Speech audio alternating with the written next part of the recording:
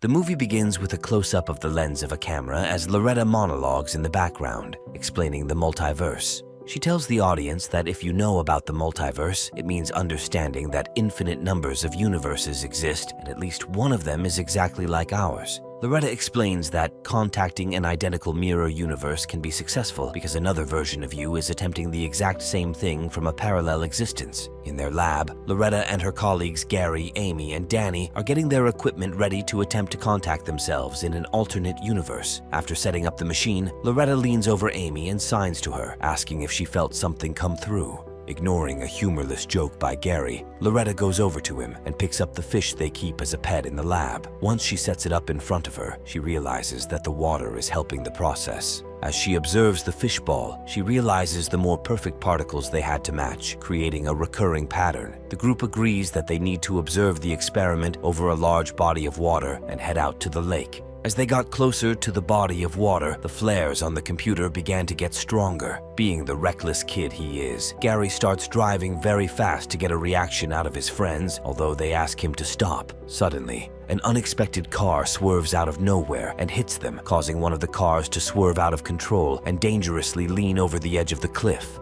Hurrying out of their car, the group tries to check on the people in the other car who are desperately trying to drive the car off of the ledge. Feeling strange, Loretta gets close to the car despite her friend's warning and gets dragged off of the cliff by a hand that appears through the car window. Danny is devastated by the loss of his girlfriend and cries watching the burning car as the others hold him back from jumping. 5 months after the incident, the group continued their research and are trying to forget what happened to their friend. One afternoon, as Danny is visiting the library, he thinks he sees Loretta and follows her only to find a different person. Danny is traumatized by the incident, so he goes to the lake to let off some steam. After their group meeting to work on their new research, Amy goes home to find her mother working on her garden. Hugging her hello, the two head back up to the house and talk about Amy's dad who had recently passed away. That night, the group meets up at a bar where Danny works to grab a drink. While they talk, Gary makes an observation that they used to work on quantum entanglement before the accident, but they have now completely stopped.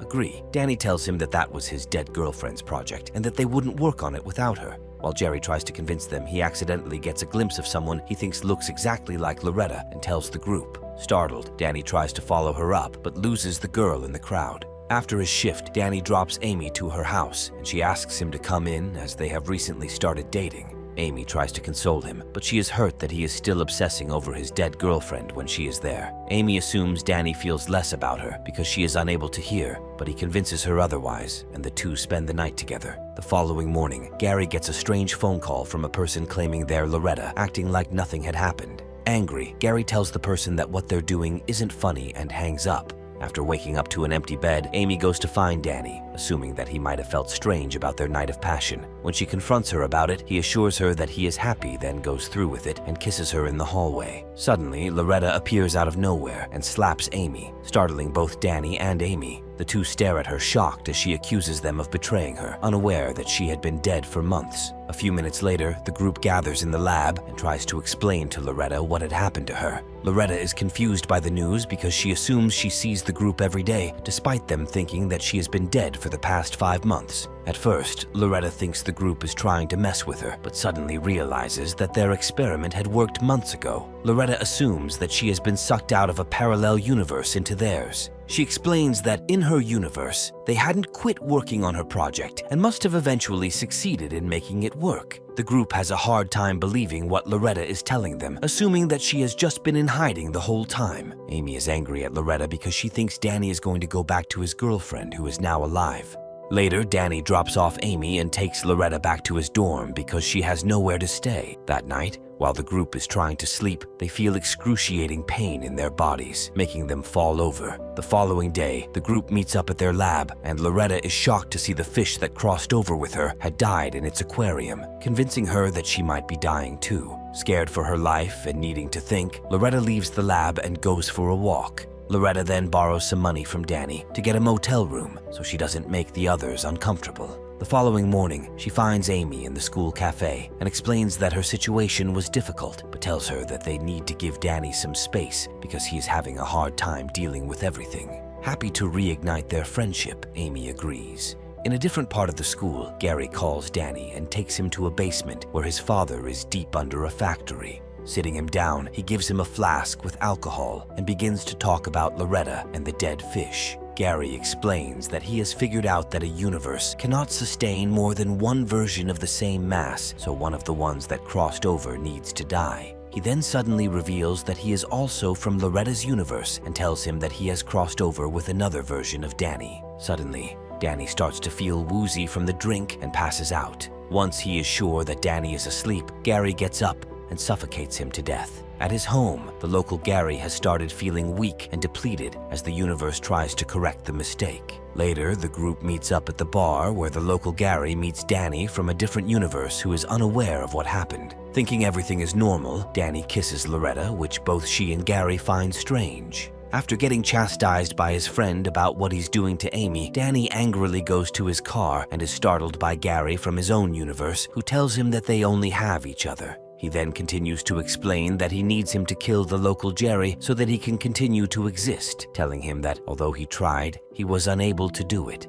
Although Danny thinks he is crazy at first, he slowly starts to believe him, but is unwilling to hurt anyone. Angry at the rejection, Gary decides to take matters into his own hands. In her home, Amy has started to feel weak, but is unable to understand the cause. Her mother, seeing that she is depressed about Danny, gives her a pep talk about fighting for her relationship. Hearing her advice, Amy heads over to Danny's dorm to try and save their relationship, but is shocked when she finds out he isn't the version she knew. Rushing out of there, she runs to her scooter, but her hands feel too weak to handle the vehicle. The Amy from an alternative universe arrives at her house unaware that she too has jumped into a parallel world. In her room, she discovers strange things about how she was supposed to be deaf and realizes what happened. Panicking, she calls Gary unaware that she is connecting with the one from the local universe. When she realizes what she has done, she immediately hangs up. The local Gary is now aware of their situation and informs Amy from his universe. The two then discover why they have been feeling very weak and tired lately, realizing that they are slowly dying. The two look at each other with concern, and Gary wonders where his version could be. The scene changes, and we see Gary driving very fast with Loretta in the car. Taking her to a cliff, he reveals that he is the Gary from her universe and tells her that he wants to rediscover how they made the machine. With a menacing look in his eyes, he tells her that he wants to be partners and shakes her hands. Back in his dorm room, Danny is visited by the local Gary, who confronts him about the whereabouts of his alternative version.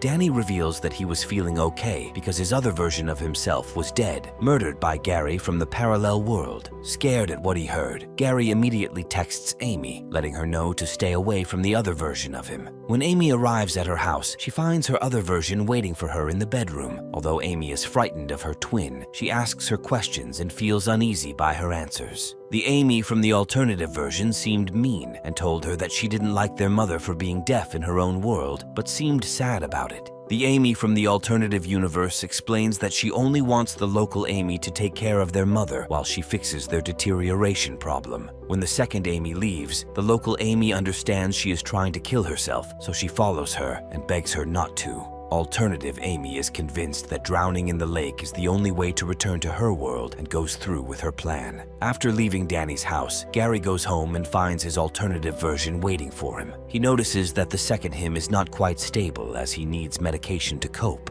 Feeling apprehensive, he gets closer to him and is shocked when his other version pulls out a gun after declaring that he would do anything to survive. The two start fighting, the local Gary trying his best not to give his other version the upper hand. As they're brawling, Loretta, Danny, and Amy arrive, fearing that the second version of Gary is going to kill the local one. The three find the second Gary strangling the local one and drag him off while Loretta points a gun at him. Realizing the only way he would be safe is if the other version were to die, local Gary takes the heavy award on his stand and bashes his alternative's head in as the others watch in horror. The group then drove the body out of town and dumped it in a ditch where they hoped no one would find it. As the group makes their way back into town, the weight of the events they have endured over the past week hangs heavily upon them. Their faces bear the marks of trauma, their eyes reflecting a mixture of exhaustion, fear, and relief for having survived the harrowing ordeal. However, just as they begin to let their guard down, a sudden jolt of panic ripples through the group.